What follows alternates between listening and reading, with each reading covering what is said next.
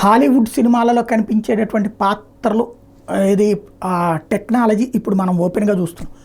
ఒకప్పుడు land phone PP ఫోన్లు నుంచి లేకపోతే ఫోన్ బూతుల దగ్గర నుంచి ఇవాళ రోజున సెల్ ఫోన్లు ఏ స్టేజ్కి వచ్చినాయి అన్నటువంటి చూస్తున్నాం.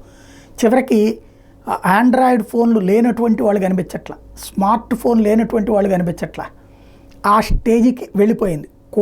120 కోట్ల ఫోన్లు వాడుతున్నటువంటి దేశం మంది, ప్రతి ఒక్కళ్ళు ఫోన్ వాడుతున్నటువంటి దేశం మంది.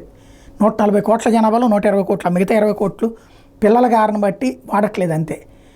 దాంట్లో మళ్ళీ దాదాపుగా ఒక 5 కోట్ల మంది పేదలు మామూలు ఫోన్ వాడుతున్నారు, సెల్ ఫోన్ వాళ్ళు కూడా వాడుతూనే ఉన్నారు. అదే సందర్భంలో టెక్నాలజీ మన కళ్ళెదురుగుండానే ఇవాళ రోజున యూపీఐ ట్రాన్సాక్షన్స్ చూస్తున్నాం.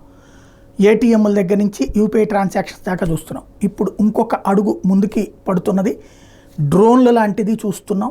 అవి పోయి ఇక రాబోయేటువంటి రోజులు ఫ్లయింగ్ వెహికల్స్ అన్నటువంటి ప్రారంభం కాబోతుంది. మన కళ్ళెదురుగుండానే చూస్తాం రాబోయే 10 ఏళ్లలో.